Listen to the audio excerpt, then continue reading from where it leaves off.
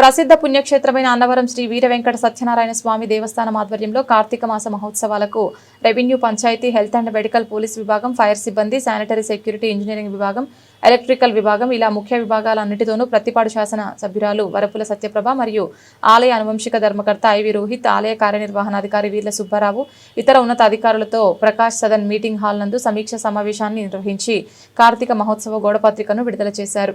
ఈ కార్యక్రమంలో ఆలయ అనువంశిక ధర్మకర్త ఐవి రోహిత్, కార్యనిర్వహణాధికారి Veerla Subbarao, AEO Damara Krishnarao, L Srinivas, Pendyala Bhaskararao, engineering విభాగం రామకృష్ణ, నూకరత్నం, పర్యవేక్షణ అధికారులు, ఇతర ఉన్నతాధికారులు తదితరులు పాల్గొన్నారు.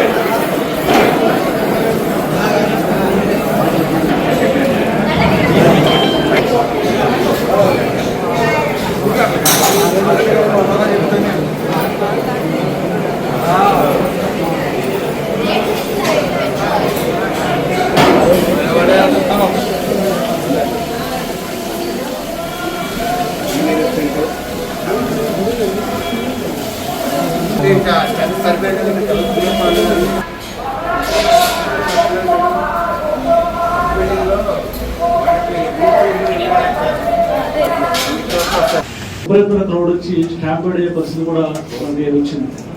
జోడు వల్ల మనకి ఆ పరిస్థితి లేకుండా అప్పటికప్పుడు మన ఆలయ సిబ్బంది, మా హోంగార్డ్స్ అందరూ కూడా రెక్టిఫై చేసింది. సో మనం అటువంటి ఈ సంవత్సరం కూడా ఏమి లేకుండా కనీసం ప్రతి కార్తీక సోమవారం ముఖ్య ఏకాదశి రోజుల్లో 35 మంది ఎక్సెస్ వచ్చేలాగా మీరు ఆయన ఎస్పీ గారి ద్వారా తీసుకోవాల్సింది సార్.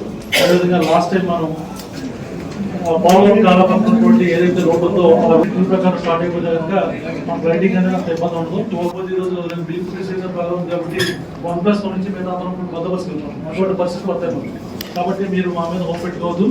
మీరు ఖచ్చితంగా 3 హోంగార్డును సులభావంచే దగ్గర ఉండడం అయితే అక్కడ ట్రాఫిక్ ఇబ్బంది లేకుండా సమయంగా నడుస్తూ ఉంటుంది. అదే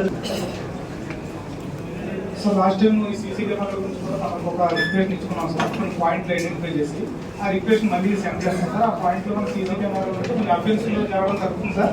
రెండోది మన కమాండ్ కంట్రోల్లో అవి మనం మానిటర్ చేస్తూ పబ్లిక్ ఎక్కడ స్టాంప్ అవ్వకుండా చూసుకునే 24 hours ఎవరైనా గార్డింగ్ చేస్తే బాగుంటుంది సార్. ఎందుకంటే ఎర్లీ అవర్స్లో 3 o'clock, 4 o'clock కూడా వచ్చేసిన వాళ్ళు ఉంటే మనకు చాలా స్ట్రెంత్ అయింది సార్. బాగుంటుంది సార్.